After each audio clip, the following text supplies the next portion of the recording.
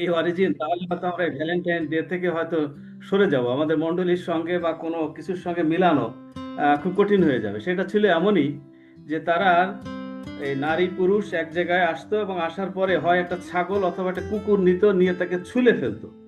ছুলে ফেলার পরে তার যে চামড়া, হ্যাঁ, এই চামড়া দিয়ে এবং এই মেয়েদের একটা কলসির মধ্যে নাম থাকতো, ওখান থেকে লটারি হিসাবে তারা তুলতো, যে ছেলে যে মেয়ের নাম তুলতো, যদি তাদের মধ্যে প্রাথমিকভাবে বনিবনা হতো তখন কি করতো, স্যাডিজম এক ধরনের, ওই যে চামড়া ওইটা দিয়ে মেয়েটার উপরে আঘাত করা হতো। এবং এটা হলো সেই রাইচুয়াল যার মধ্যে দিয়ে মনে করা হতো যে তার ফার্টিলিটি বাড়বে, এটা দিয়ে শুরু হয়। তারপরে আমরা জানি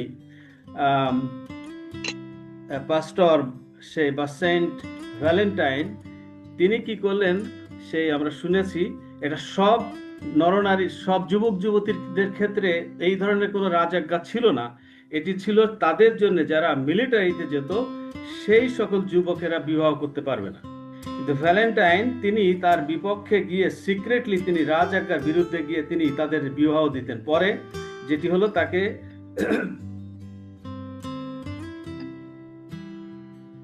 সরি পরে তাকে সেই জেলে নেওয়া হলো। জেলে নেওয়ার পরে মৃত্যুদণ্ড হলো, কিন্তু জেলে থাকা অবস্থায় জেলারের যে মেয়ে তার সঙ্গে তার প্রেমের সম্পর্ক হয়। মৃত্যুর আগে তিনি একটি চিঠি লিখে যান, ফ্রম ইয়োর ভ্যালেন্টাইন। এইটাই হলো আসল শুরু, টার্নিং।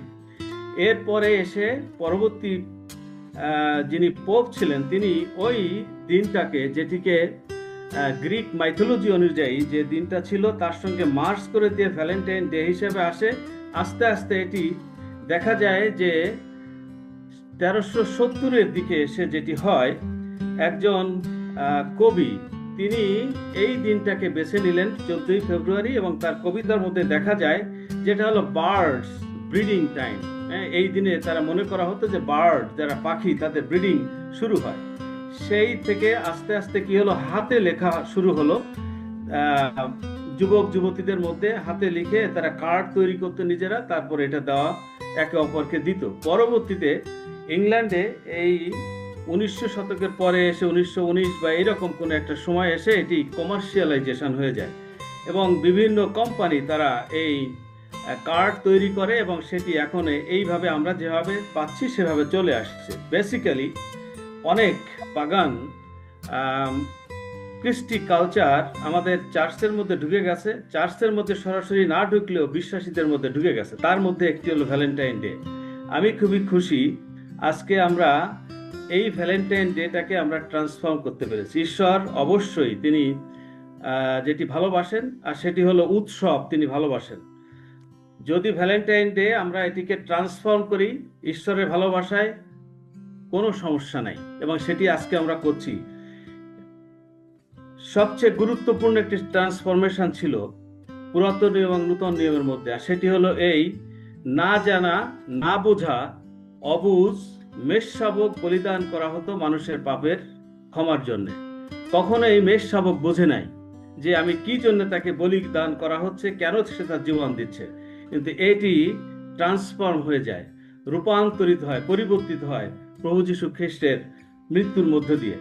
এটাই হলো আসল ট্রান্সফরমেশন। অনেক কিছু থাকতে পারে আমাদের কৃষ্টি কালচারের মধ্যে, কিন্তু আমরা যখনই বিশ্বাসী হিসাবে সেই ধরনের কৃষ্টি কালচার আমরা যদি অ্যাডাপ্ট করতে যাই অ্যাজ ইট ইজ, তাহলে সম্ভবত আমরা বাইবেল থেকে অনেক দূরে চলে যাব। আমি একটি অংশ পড়ছি, আর সেটি হচ্ছে বাইবেলে আজকের দিনের সঙ্গে যদি আমরা তুলনা করি তাহলে সবচেয়ে উপযুক্ত যে বাক্যগুলি আমরা পাবো আর সেটি হলো পরমগীত।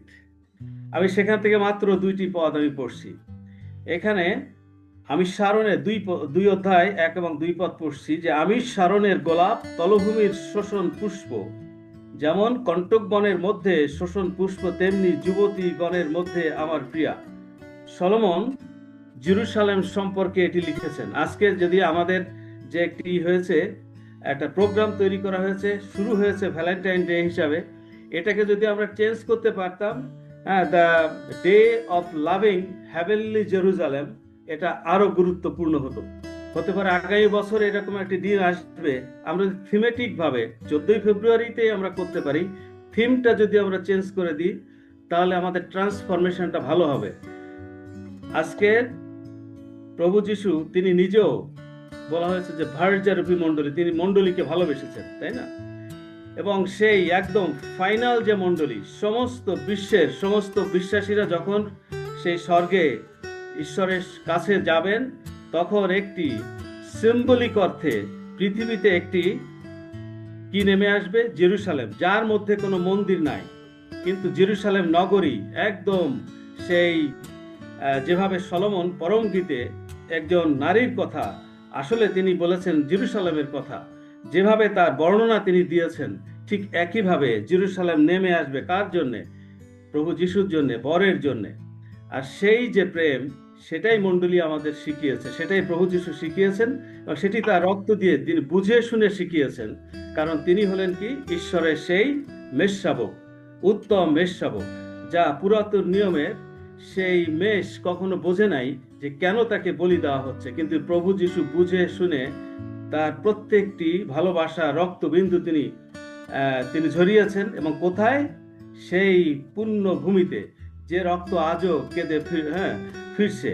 এবং সেই আজকে দিনের মর্ম সেখানেই, যে love, the day of loving heavenly Jerusalem, যে জেরুজালেমকে প্রভু যিশু ভালোবেসেছে, যে জেরুজালেম হলো মণ্ডলীর একদম শেষ এবং ফাইনাল যে বলা যায় উদাহরণ, এবং যে মণ্ডলীর ভিত্তি সেই 12 জন প্রেরিত, এবং যে প্রেরিতগণ সেই আদি মণ্ডলী, আমরা জানি যে প্রাগৈতিক যুগে যে মণ্ডলী সৃষ্টি হয়েছে, এবং সেই মণ্ডলীর মধ্যে যে কৃষ্টি কালচার ছিল, দুইটি গুরুত্বপূর্ণ বিষয়: জলের বাপ্তিস্ম, তার সঙ্গে পরিপূর্ণতা পেতে পবিত্র আত্মার বাপ্তিস্ম। অনেক সময় আমরা জলের বাপ্তিস্ম নিয়ে আমরা মনে করি যে হ্যাঁ, আমাদের সব শেষ হয়ে গেছে বা এটাই পরিপূর্ণ, কিন্তু আদিমণ্ডলীতে যদি আমরা যাই, হয় পবিত্র আত্মার অবতরণ হয়েছে ফলট বাই জলে অবগাহন, অথবা জলে অবগাহনের পরে পবিত্র আত্মার অবগাহন। আমরা সেই ভালোবাসার মধ্যে যদি যেতে পারি, অনেক পাগান কৃষ্টি কালচার আমাদের মধ্যে চলে এসছে, সেটিকে আস্তে আস্তে আমাদেরকে শুধরে নিতে হবে, এবং সত্যের জন্যে আমাদেরকে সেটি করতে হবে। আমরা অনেক সময় তা থেকে পিছিয়ে আসতে পারি না, কিন্তু আসলে সত্য সত্যই আমাদের পিছিয়ে আসতে হবে। তাই ভ্যালেন্টাইন ডে আমাদের জীবনে এর কোনো গুরুত্ব নাই। ভ্যালেন্টাইন ডে যা গুরুত্ব ছিল একসময় এটা পাগানদের জন্য, কিন্তু আজকে আমাদের জন্য যেটি হলো সেটি হচ্ছে খ্রিস্টের ভালোবাসা। আমরা শুনেছি, এবং আমি বিশ্বাস করি ঈশ্বর আমাদের সকলকে আশীর্বাদ করেছেন যে আমরা ট্রান্সফর্ম করতে পেরেছি। আজকে এখানে ঈশ্বরের যে ভালোবাসা, সেটিকে আমরা ধারণ করতে পেরেছি, পরিবর্তন করতে পেরেছি, এবং সেই কালচার থেকে আমরা বেরিয়ে আসতে পেরেছি। ঈশ্বর আমাদেরকে আশীর্বাদ করুন, এবং আমরা যেন এইভাবে দিন দিন কোনো অবস্থায় প্যাগানিজম তার সঙ্গে যেন কম্প্রোমাইজ না করি, কিন্তু ঈশ্বরের যে ভালোবাসা সেটিকে এবং সত্যকে যেন আমরা ধারণ করি। ঈশ্বর আমাদের প্রত্যেককে আশীর্বাদ করুন। আমিন।